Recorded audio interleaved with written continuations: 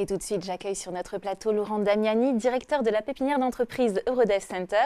Vous intervenez également régulièrement auprès des étudiants en DUT Gestion administrative et commerciale des organisations à Sarreguemines. Bonjour. Bonjour, merci de m'accueillir.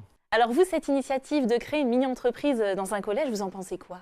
Je pense que c'est une très bonne chose, car plus on facilitera la culture entrepreneuriale auprès de nos jeunes de manière générale, et c'est vrai qu'il ne faut pas les prendre au berceau, mais assez tôt au niveau de leur éducation, si on arrive à éveiller une petite flamme en eux qui font que ça soit plus tard en tant que salarié, en tant que chef d'entreprise ou dans les associations, qu'ils aient envie d'aller de l'avant, de prendre les choses en main, de gérer un budget, de vendre leurs projets à des partenaires ou en interne, je crois que c'est une très bonne chose de pouvoir les initier dès le plus jeune âge.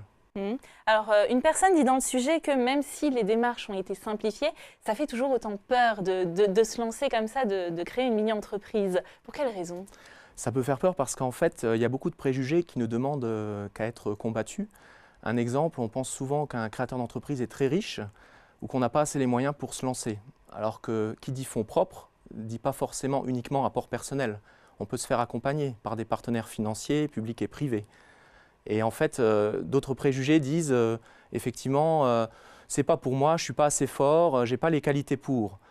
Aujourd'hui, je pense que même si on est dans un contexte économique difficile, alors j'éviterai de dire aux gens de se lancer tout seuls, au moins d'être accompagnés par un futur associé. Mais ce qui est important justement, c'est le mot être accompagné. Il n'y a pas de question idiote. Il y a des structures qui sont là pour ça, comme la pépinière Eurodev Center à Forbach.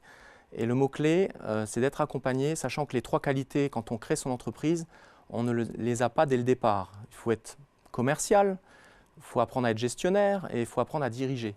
En général, on a une ou deux qualités au départ. Soit on se forme en complément, soit on essaye d'acquérir cette compétence en trouvant un associé qui peut vous accompagner dans cette belle aventure. Alors, vous parlez de préjugés. Est-ce qu'il y a d'autres décalages entre ce que pensent les jeunes et la réalité sur le terrain? Aujourd'hui, malheureusement, on doit constater que même les jeunes qui sont formés au niveau Bac+2, Bac+3, parfois les chefs d'entreprise, quand ils les prennent en stage ou en alternance, sont assez déçus parce qu'en fait, ils n'ont plus la formation adaptée aux besoins des entreprises. Et il faudrait, notamment, je parle de l'industrie, en France, on a développé beaucoup les services, mais je suis d'avis que pour avoir des services, il faut de l'industrie. Et on doit de nouveau travailler en ce sens. C'est en train de changer. L'apprentissage, l'alternance est enfin un domaine en France qui est mis en avant depuis quelques années. Il faut poursuivre absolument dans cette voie, car il n'y a pas de bas métier. Et dans l'esprit des jeunes, vu que vous intervenez souvent auprès des jeunes, être chef d'entreprise, c'est quoi en fait? Dans l'esprit des jeunes, être chef d'entreprise, ils pensent au départ, sans les rencontrer en fait, on reparle de préjugés, mais ils pensent qu'ils ont la science infuse, qu'ils savent tout faire, etc. Et quand je donne une dizaine d'heures de cours, moi j'insiste beaucoup sur le fait que ces jeunes doivent rencontrer des créateurs. C'est pour ça que les 4 dernières heures ont lieu à la pépinière. Et là, on remarque des déclics dans leur regard. Et ce qui est intéressant et ce qui nous oblige à persévérer, c'est qu'en fait, en l'espace de quelques années, ça fait 4 ans maintenant, sur peut-être une promotion de 25 à 30 étudiants, il y en avait peut-être 3-4 qui étaient intéressés par la création. Aujourd'hui, on est à 7-8. Et donc, il y a toute une dynamique qui se développe actuellement en Lorraine. On peut également évoquer le pôle entrepreneuriat étudiant de Lorraine. Il y a des associations qui existent aussi au niveau national, l'association jeunesse et entreprise. Il y a des clubs d'affaires, il y a le CJD, le club des jeunes dirigeants aussi, en Moselle-Est, il y a une antenne. Donc il y a pas mal de choses qui existent et que ne connaissent pas encore forcément ces jeunes. Et je crois que c'est vrai que c'est quelque chose qu'il faut pousser de plus en plus, plus que jamais, pour assurer leur avenir.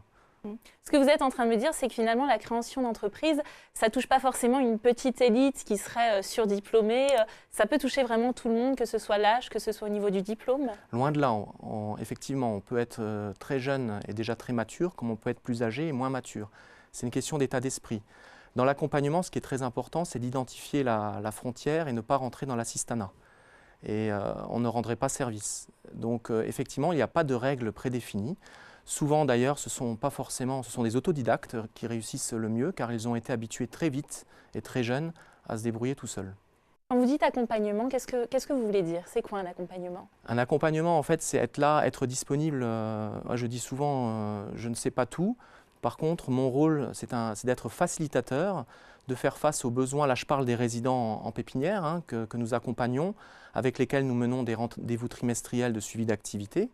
L'essentiel, c'est de répondre à leurs besoins en formation et de les aider à développer leur activité en leur faisant rencontrer des spécialistes financiers, de gestion, de conseils en gestion commerciale par exemple. Et tout ça, c'est de les aider à trouver la bonne information au bon moment dont ils ont besoin. Et surtout, ce qui est très appréciable, c'est qu'ils sont dans un endroit où ils ne sont pas isolés. Il y a une quinzaine d'entreprises aujourd'hui à Eurodev. Ils peuvent discuter entre eux, échanger leurs expériences, alors qu'ils ne sont pas forcément du même secteur d'activité. Et surtout, moi, je m'attache à être toujours disponible pour répondre à leurs questions. En tout cas, en essayant d'apporter une réponse auprès d'un partenaire en fonction de la question qui est demandée. Alors, on est frontalier, j'imagine que parler allemand, c'est un atout? C'est un atout. Aujourd'hui, quand on dit aux gens, par exemple, que l'allemand, c'est la première langue maternelle parlée en Europe, il y a quand même 100 millions d'Européens qui parlent allemand. C'est d'autant plus un atout dans notre région, car on a la chance d'avoir la SAR à côté. Et actuellement, la SAR met le paquet pour développer sa stratégie vers la France.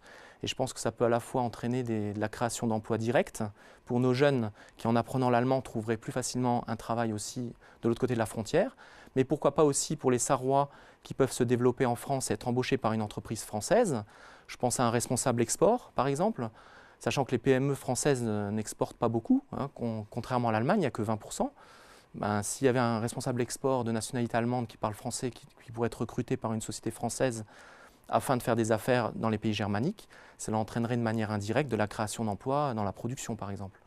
Donc il y a plusieurs facettes qui existent pour développer cet état d'esprit-là.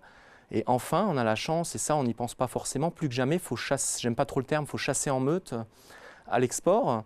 Quand on arrivera à convaincre des investisseurs étrangers qu'ils s'installent en Sarre ou en Lorraine, ils ont l'occasion d'attaquer presque en même temps deux marchés importants qui sont la France et l'Allemagne, on augmente nos atouts.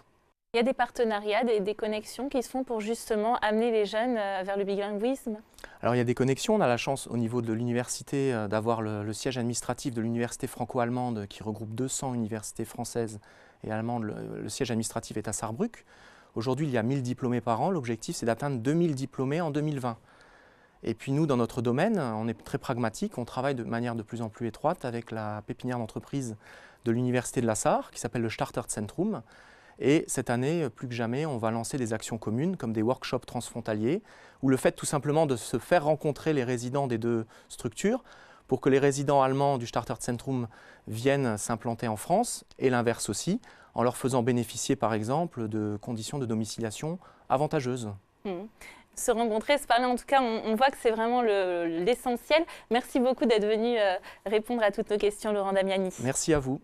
Et l'allemand, parlons-en. Des cours sont justement dispensés aux jeunes de 18 à 25 ans à la mission locale du bassin houiller. Cette personne s'y rend régulièrement pour acquérir un vocabulaire dans le domaine professionnel et notamment de l'industrie. Ces cours vont permettre aux jeunes travailleurs d'apprendre le vocabulaire de base et les aider dans une recherche d'emploi en Allemagne. Voyez ce reportage d'Ophélie Blechner.